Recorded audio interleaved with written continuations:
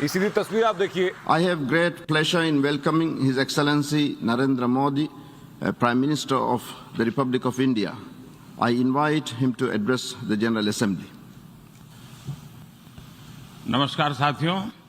Good morning, friends. His Excellency Abdulla Shahid जी, His Excellency Mr. Abdullah आपको Shahid. अध्यक्ष पद संभालने की First of all, I would like to हार्दिक बधाई। warmly congratulate you on आपका अध्यक्ष assuming बनना the office of President of the सभी विकासशील UNGA. देशों Your becoming president और is a विशेषकर matter of pride for all developing small countries island developing and states के in लिए particular for small island गौरव की developing बात है। states. अध्यक्ष महोदय, Mr. President, गत 1.5 वर्ष से for the last 1.5 years, पूरा विश्व the world 100 साल has में been आई सबसे grappling with बड़ी the worst महामारी pandemic का it has सामना seen कर in रहा 100 years. ऐसी भयंकर महामारी में I pay tribute जीवन to गंवाने all वाले those who have lost their lives सभी लोगों in को the deadly corona मैं pandemic, श्रद्धांजलि देता हूं और and परिवारों I के साथ express my condolences संवेदनाएं व्यक्त to करता their families. अध्यक्ष महोदय, Mr. President, मैं उस देश का I प्रतिनिधित्व कर रहा represent हूं a country जिसे that mother is of proud democracy का to be गौरव known हासिल। as the mother of democracy.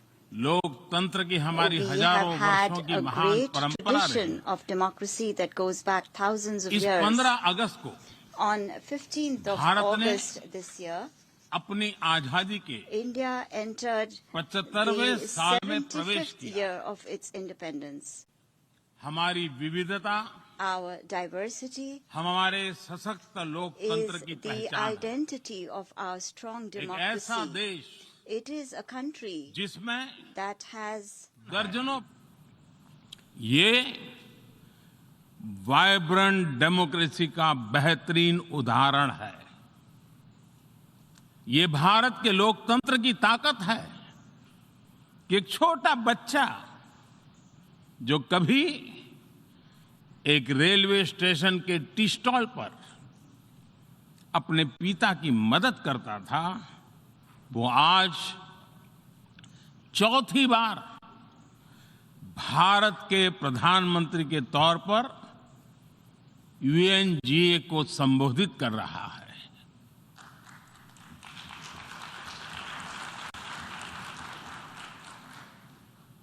सबसे लंबे समय तक गुजरात का मुख्यमंत्री और फिर पिछले 7 साल से भारत के प्रधानमंत्री के तौर पर मुझे हेड ऑफ गवर्नमेंट की भूमिका में देशवासियों की सेवा करते हुए 20 साल हो रहे हैं और मैं अपने अनुभव से कह रहा हूं, yes, democracy can deliver. Yes, democracy has delivered. अध्यक्ष महोदय, एकात्म मानव दर्शन के प्रणेता पंडित दीनदयाल उपाध्याय जी की आज जन्म जयंती है। एकात्म मानव दर्शन यानी इंटीग्रल ह्यूमनिज्म, अर्थात स्व से समष्टि तक विकास और विस्तार की सहयात्रा। Expansion of the self, moving from individual to the society, the nation and entire humanity। और ये चिंतन अंत्योदय को समर्पित है। अंत्योदय को आज की परिभाषा में where no one is left behind कहा जाता है। इसी भावना के साथ भारत आज इंटीग्रेटेड, इक्विटेबल डेवलपमेंट की राह पर आगे बढ़ रहा है। विकास सर्वसमावेशी हो, सर्वस्पर्शी हो सर्वव्यापी हो, सर्वपोषक हो, यही हमारी प्राथमिकता है। बीते 7 वर्षों में भारत में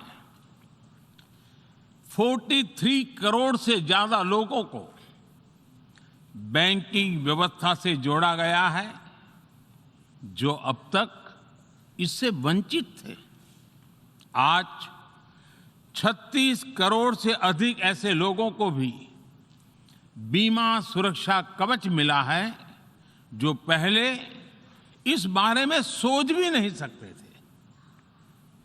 50 करोड़ से ज्यादा लोगों को मुफ्त इलाज की सुविधा देकर भारत ने उन्हें क्वालिटी हेल्थ सर्विस से जोड़ा है। भारत ने 3 करोड़ पक्के घर बनाकर बेघर यानी होमलेस परिवारों को होम ओनर्स बनाया है। अध्यक्ष महोदय, प्रदूषित पानी भारत ही नहीं, पूरे विश्व और खासकर गरीब और विकासशील देशों की बहुत बड़ी समस्या है।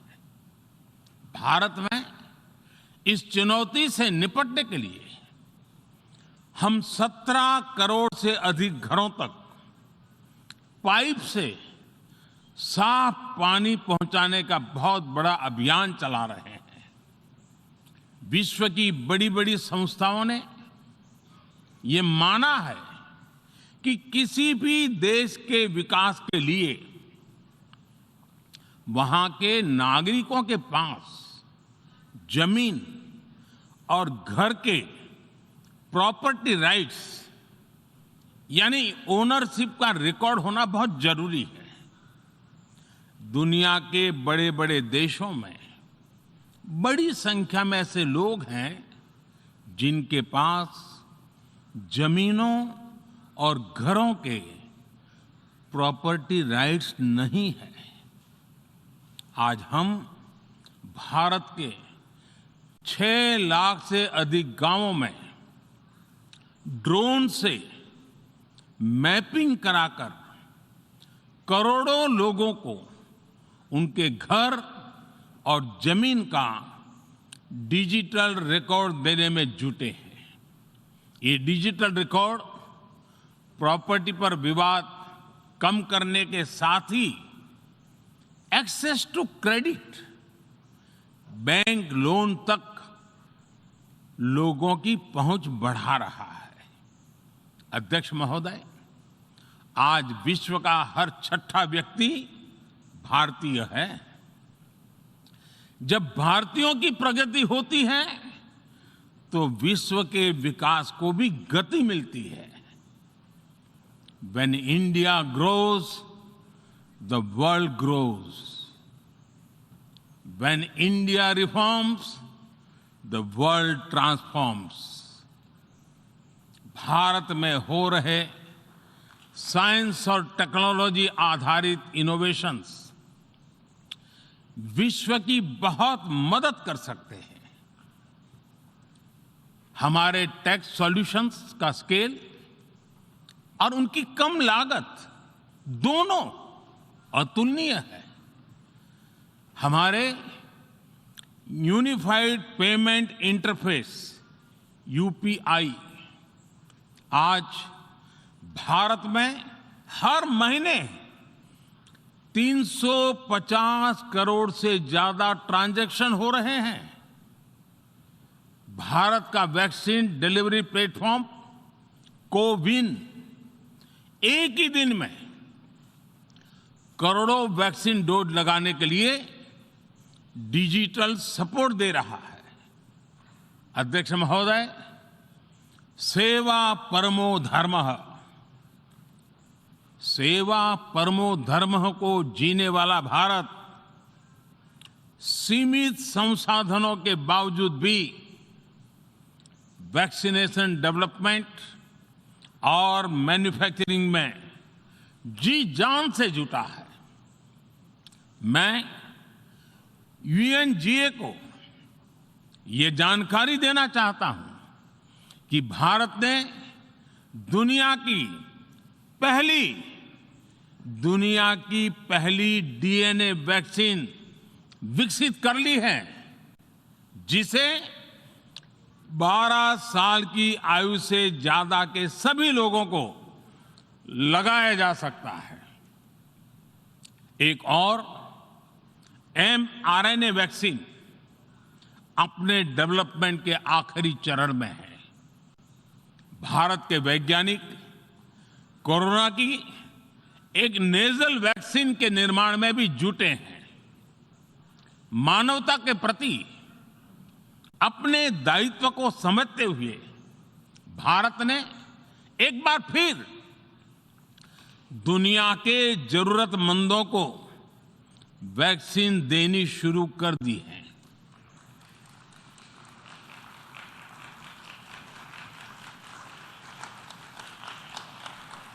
मैं आज दुनिया भर के वैक्सीन मैन्युफैक्चरर्स को भी आमंत्रित करता हूं, कम मेक वैक्सीन इन इंडिया। अध्यक्ष महोदय, आज हम सब जानते हैं कि मानव जीवन में टेक्नोलॉजी का कितना महत्व है, लेकिन बदलते हुए विश्व में टेक्नोलॉजी विथ डेमोक्रेटिक वैल्यूज, ये सुनिश्चित करना भी आवश्यक है। भारतीय मूल के डॉक्टर्स, इनोवेटर्स, इंजीनियर्स, मैनेजर्स किसी भी देश में रहें, हमारे लोकतांत्रिक मूल्य उन्हें मानवता की सेवा में जुटे रहने की प्रेरणा देते रहते हैं। और ये हमने इस कोरोना काल में भी देखा है। अध्यक्ष महोदय, कोरोना महामारी ने विश्व को यह भी सबक दिया है कि वैश्विक अर्थव्यवस्था को अब और अधिक डाइवर्सिफाई किया जाए। इसके लिए ग्लोबल वैल्यू चेन्स का विस्तार आवश्यक है। हमारा आत्मनिर्भर भारत अभियान इसी भावना से प्रेरित है। ग्लोबल इंडस्ट्रियल डाइवर्सिफिकेशन के लिए भारत विश्व का एक लोकतांत्रिक और भरोसेमंद पार्टनर बन रहा है। और इस अभियान में भारत ने इकोनॉमी और इकोलॉजी दोनों में बेहतर संतुलन स्थापित किया है। बड़े और विकसित देशों की तुलना में क्लाइमेट एक्शन को लेकर भारत के प्रयासों को देखकर आप सभी को निश्चित ही गर्व होगा। आज भारत बहुत तेजी के साथ 450 गीगावाट रिन्यूएबल एनर्जी के लक्ष्य की तरफ बढ़ रहा है। हम भारत को दुनिया का सबसे बड़ा ग्रीन हाइड्रोजन हब बनाने के अभियान में भी जुट गए हैं। अध्यक्ष महोदय, हमें अपनी आने वाली पीढ़ियों को जवाब देना है कि जब फैसले लेने का समय था, तब जिन पर विश्व को दिशा देने का दायित्व था, वो क्या कर रहे थे। आज विश्व के सामने रिग्रेसिव थिंकिंग और एक्सट्रीमिज्म का खतरा बढ़ता जा रहा है। इन परिस्थितियों में पूरे विश्व को साइंस बेस्ड रेशनल और प्रोग्रेसिव थिंकिंग को विकास का आधार बनाना ही होगा। साइंस बेस्ड अप्रोच को मजबूत करने के लिए भारत एक्सपीरियंस बेस्ड लर्निंग को बढ़ावा दे रहा है। हमारे यहां स्कूलों में हजारों अटल टिंकरिंग लैब्स खोली गई हैं, इंक्यूबेटर्स बने हैं और एक मजबूत स्टार्टअप इकोसिस्टम विकसित हुआ है। अपनी आजादी के 75 वर्ष के उपलक्ष्य में जब हम आजादी का अमृत महोत्सव मना रहे हैं, भारत 75 ऐसे सैटेलाइट्स को अंतरिक्ष में भेजने वाला है जो भारतीय विद्यार्थी स्कूल कॉलेजों में बना रहे हैं। अध्यक्ष जी, दूसरी ओर रिग्रेसिव थिंकिंग के साथ जो देश आतंकवाद का पॉलिटिकल टूल के रूप में इस्तेमाल कर रहे हैं, उन्हें ये समझना होगा कि आतंकवाद उनके लिए भी उतना ही बड़ा खतरा है। ये सुनिश्चित किया जाना बहुत जरूरी है कि अफगानिस्तान की धरती का इस्तेमाल आतंकवाद फैलाने और आतंकी हमलों के लिए न हो। हमें इस बात के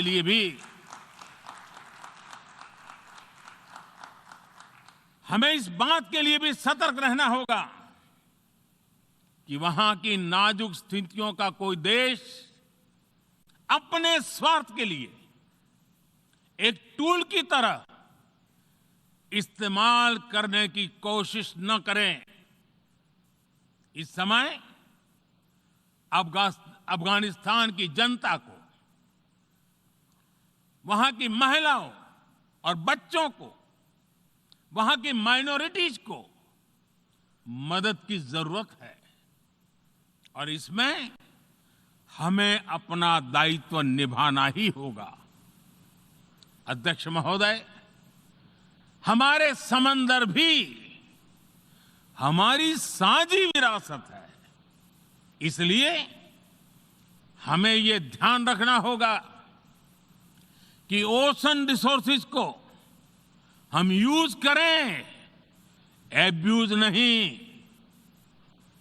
हमारे समंदर अंतर्राष्ट्रीय व्यापार की लाइफलाइन भी है। इन्हें हमें एक्सपांशन और एक्सक्लूजन की दौड़ से बचाकर रखना होगा। रूल बेस्ड वर्ल्ड ऑर्डर को सशक्त करने के लिए अंतर्राष्ट्रीय समुदाय को एक सुर में आवाज उठानी ही होगी। सुरक्षा परिषद में भारत की प्रेसिडेंसी के दौरान बनी विस्तृत सहमति विश्व को मैरीटाइम सिक्योरिटी के विषय में आगे बढ़ने का मार्ग दिखाती है। अध्यक्ष महोदय, भारत के महान कूटनीतिज्ञ आचार्य चाणक्य ने सदियों पहले कहा था, कालातिक्रमात्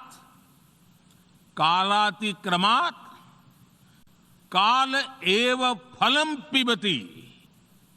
जब सही समय पर सही कार्य नहीं किया जाता तो समय ही उस कार्य की सफलता को समाप्त कर देता है।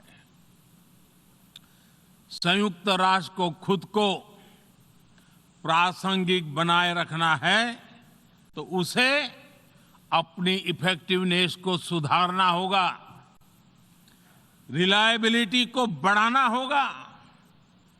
यूएन पर आज कई तरह के सवाल खड़े हो रहे हैं।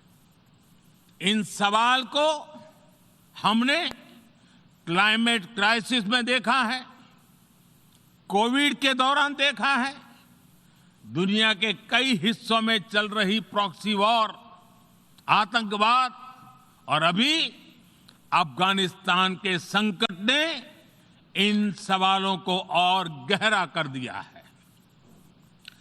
कोविड के ओरिजिन के संदर्भ में और ease of doing business ranking को लेकर वैश्विक गवर्नेंस से जुड़ी संस्थाओं ने दशकों के परिश्रम से बनी अपनी विश्वसनीयता को नुकसान पहुंचाया है। यह आवश्यक है कि हम यूएन को ग्लोबल ऑर्डर, ग्लोबल लॉज और ग्लोबल वैल्यूज के संरक्षण के लिए निरंतर सुदृढ़ करें। मैं नोबेल पुरस्कार विजेता गुरुदेव रविंद्रनाथ टैगोर जी के शब्दों के साथ अपनी बात समाप्त कर रहा हूं। शुभो कर्मोपोथे, शुभो कर्मोपोथे, ধরো নির্ভয় গান, সব দুর্বল সন্ন্যাস হোক অবসাन। अर्थात अपने शुभ कर्म पथ पर निर्भीक होकर आगे बढ़ो, सभी दुर्बलताएं और शंकाएं समाप्त हो। ये संदेश आज के संदर्भ में संयुक्त राष्ट्र के लिए जितना प्रासंगिक है, उतना ही हर जिम्मेदार देश के लिए भी उतना ही प्रासंगिक है। मुझे विश्वास है हम सबका प्रयास विश्व में शांति और सौहार्द बढ़ाएगा, विश्व को स्वस्थ, सुरक्षित और समृद्ध बनाएगा। इन्हीं शुभकामनाओं के साथ बहुत बहुत धन्यवाद। नमस्कार।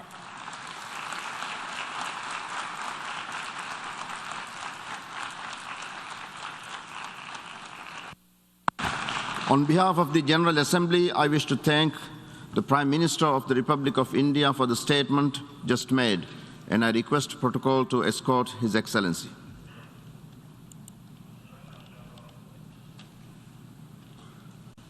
I now give the floor to the distinguished representative of St. Lucia,